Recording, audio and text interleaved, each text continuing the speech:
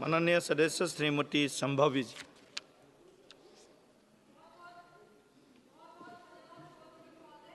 इतने महत्वपूर्ण चर्चे आपने मुझे मेरी पार्टी का पक्ष रखने की अनुमति दी।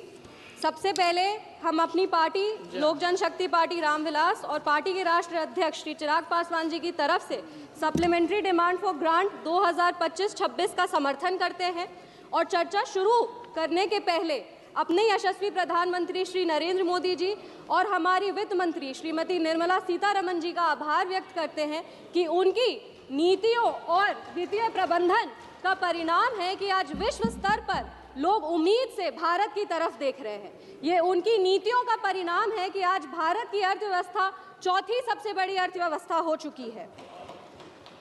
आज सर पिछले क्वार्टर में हमारा जीडीपी 8.2% का ग्रोथ रेट जो है वो रिकॉर्ड किया था, जो अपने में एक बहुत बड़ी उपलब्धि है, पर इसकी चर्चा विपक्ष वाले कभी नहीं करेंगे, ना ही इसकी सराहना करेंगे। अगर हम जीडीपी की बात करते हैं, वही अगर हम विदेशी मुद्रा भंडार या जीएसटी कलेक्शन जो प्रति महीने है, वो भी अभी अर्थव्यवस्था में नए कीर्तिमान को स्थापित कर रहा है। पर जितने भी हमारे विपक्ष के युवा नेता हैं जो खटाखट और फटाफट पैसा देने की बात कर रहे थे, वो अब देश से ज्यादा विदेश में देखे जाते हैं।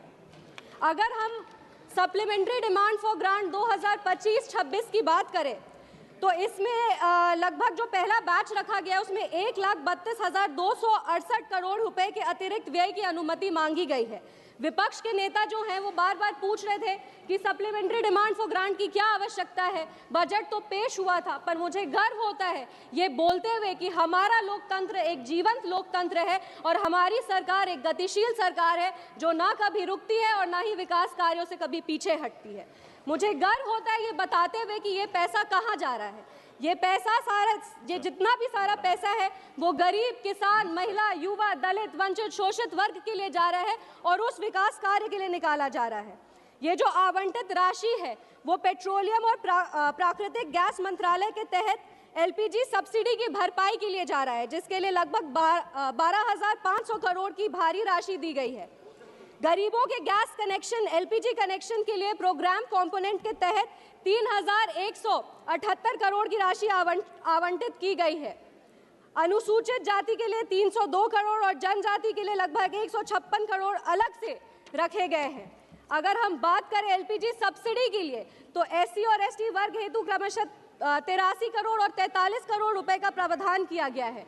शिक्षा मंत्रालय में प्रधानमंत्री वन नेशन वन सब्सक्रिप्शन के तहत लगभग 2023 करोड़ का बड़ा राशि आवंटित किया गया है। इससे छात्र, जितने भी हमारे देश के छात्र हैं जो वंचित वर्ग से आते हैं, जो गरीब वर्ग से आते हैं, उनको विश्व स्तर पर जो आप कह सकते हैं कि जनरल रिसर्च का जो मटेरियल्स है वो उपलब्ध कराया जाएगा। ये उन छात्र छात्राओं के लिए बहुत काम आएगा। अगर हम वर्ल्ड क्लास इंस्टीट्यूशंस की बात करें तो उसके लिए कुल मिलाकर लगभग 235 करोड़ की राशि आवंटित की गई है। केंद्र सरकार द्वारा डीम्ड यूनिवर्सिटी के लिए लगभग 45 करोड़ की राशि आवंटित की गई है।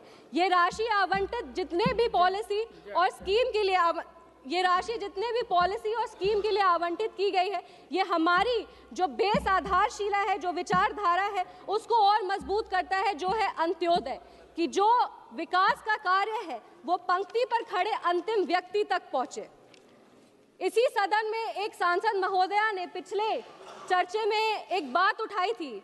उन्होंने कहा था कि अगर कांग्रेस के राज में सेल नहीं होता, इसरो नहीं होता, एम्स नहीं होता, डीआरडीओ नहीं होता, तो विकसित भारत का निर्माण कैसे होता। उनको हम ये कहना चाहते हैं कि विकसित भारत के निर्माण के लिए एनडीए की सरकार प्रतिबद्ध है। किसी भी तरीके से शिलान्यास करने को और काम पूरा करने को, वो दोनों में बहुत ही अंतर होता है। इमारत की नींव को रख देने से मकान नहीं बन जाता है। आप सब ने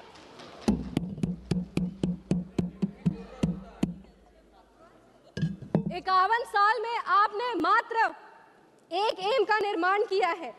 ये जब 2003 में श्रद्धेय अटल बिहारी वाजपेयी जी की सरकार आई, तब जाकर 5 नए एम्स की स्थापना हुई। हमने 23 एम्स बनाए हैं। आपने 60 साल में, आपने आईआईएम की बात की, आपने 60 साल में सिर्फ 13 आईआईएम बनाए हैं। हमने 10 साल में 9 नए आईआईएम्स बनाए हैं और इसीलिए बिहार में भी एक नया आईआईएम मिला है। सर, DRDO की बात हो रही थी, डिफेंस की बात हो रही थी, तो उसके भी कुछ आंकड़े मेरे पास है। India recorded its highest ever defense production of 1.54 lakh crore in financial year 24-25. Defense exports reached a record of 23,622 crores and 16,000 MSMEs आज रक्षा के क्षेत्र में काम कर रहे हैं। जब आपके डिफेंस डील्स की बात होती है, जब आपने डिफेंस में क्या कहा, तो हमको जरूरत नहीं लगता कि आपको बताने की जरूरत है कि डिफेंस डील में आप लोगों ने क्या करके यहाँ पे रखा था। इस मौके पर जब हम अर्थव्यवस्था की बात करते हैं, अर्थव्यवस्था के आंकड़ों की बात करते हैं, तो ये हम लोग सिर्फ अर्थव्यवस्था में अपना रिकॉर्ड नहीं तोड़ रहे, हम लोग चुनाव परिणाम में भी अपना रिकॉर्ड तोड़ रहे। हम बिहार से आते हैं और बिहार की तमाम जनता को हम प्रणाम करते हैं कि उन्होंने एक ऐसे सरकार को चुना, एक ऐसी गठबंधन को चुना जो नफरत और झूठी राजनीति से ऊपर उठकर विकास की राजनीति करती है। बिहार में सर सबसे ज्यादा लंबे समय कि डबल इंजन की सरकार को आप कह सकते हैं कि अगर आप साल दर साल देखेंगे तो सबसे ज़्यादा अगर डबल इंजन की सरकार कहीं रही है तो वो बिहार में रही है। और 20 साल बाद भी माननीय मुख्यमंत्री श्री नीतीश कुमार जी के खिलाफ कोई एंटी इनकम्बेंसी देखने को नहीं मिला। ये एनडीए की ताकत है, ये हमारे यशस्वी प्रधानमंत्री श्री नरेंद्र मोदी जी की ताकत है। चुनाव के दौरान बहुत ड्रामा देखने को मिला, मछली पकड़े जा रहे थे तालाब में कूद कूद के, पर बिहार ने पूरे देश को बताया है कि राजनीति ड्रामा से नहीं, राजनीति नीतियों से चलती है, विकास से चलती है, नेता से चलती है और नेतृत्व से चलती है। इसी नेता और नेतृत्व ने आज भारत की अर्थव्यवस्था को चौथी सबसे बड़ी अर्थव्यवस्था बना दिया है। कांग्रेस पार्टी का तो बिहार में इतना बुरा हाल था कि इनका जो चुनाव चिन्ह है हाथ छाप, उसमें जितनी उंगलियां हैं उतने इनके विधायक ही बचे हैं अब बिहार में। बहुत ही जल्दी, 2 मिनट में बस समाप्त करें, बहुत ही जल्दी बिहार में भी कांग्रेस का वही पॉलिटिकल एक्सटेंशन होने वाला है जैसे दिल्ली में हुआ, आंध्र प्रदेश में हुआ। हम बिहार की बात कर रहे हैं, बिहार में जिस तरीके से सरकार काम कर रही है हम उसकी बात कर रहे हैं, तो ये बात भी हाईलाइट करना ज़रूरी है कि इंडिया अलायंस, मैंने पिछले सत्र में कहा था कि Bihar elections will be the last nail in India alliance coffin, और आज ये देखने को मिलता है कि मकर द्वार में साथ में प्रोटेस्ट तो करते हैं पर इतनी शर्मनाक हार के बाद ये दोनों एक दूसरे से आंख तक नहीं मिला पाते ये अलायंस वाले। आज अगर हम बात करेंगे तो जिस तरीके से इंडिया अलायंस वालों ने हमारे प्रधानमंत्री के खिलाफ अपमानजनक शब्द का प्रयोग किया, लोक जनशक्ति पार्टी और हम इसकी कड़ी निंदा करते हैं। पहले विपक्ष वाले पहले दिशाहीन थे, लेकिन अब देखने को मिल रहा है कि ये संस्कारहीन भी हो चुके हैं। अगर हम बिहार की बात करें, बिहार ने एनडीए को बहुत बड़ी जीत दी है, बहुत मजबूती से सरकार को एक सशक्त सरकार चुना है। इसीलिए मेरी कुछ बिहार के लिए मांगे हैं जिसको हम सभा के पटल पर रखना चाहेंगे। हम समस्तीपुर लोकसभा से आते हैं और मेरी ये मांग है, एक विनम्र अनुरोध है कि समस्तीपुर लोकसभा में भी बड़े बड़े शिक्षा के संस्थान खुले, लॉ यूनिवर्सिटीज़ का निर्माण हो, कृषि संस्थान का निर्माण हो। एक सेकंड मैम, हम बस खत्म करें, 2 मिनट।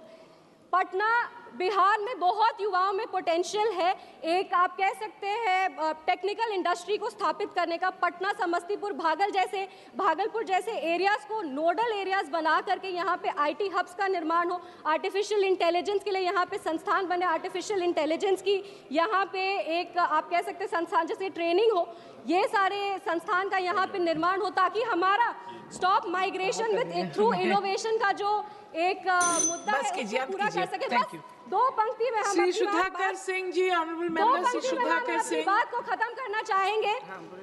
नजर नहीं है नजारों की बात करते हैं, ये जमीन पे चांद सितारों की बात करते हैं, वो हाथ जोड़कर बस्ती लूटने वाले भरी सभा में सुधारों की बात करते हैं। बड़ा हसीन है उनके। माननीय सभापति महोदया, मैं विनियोग विधेयक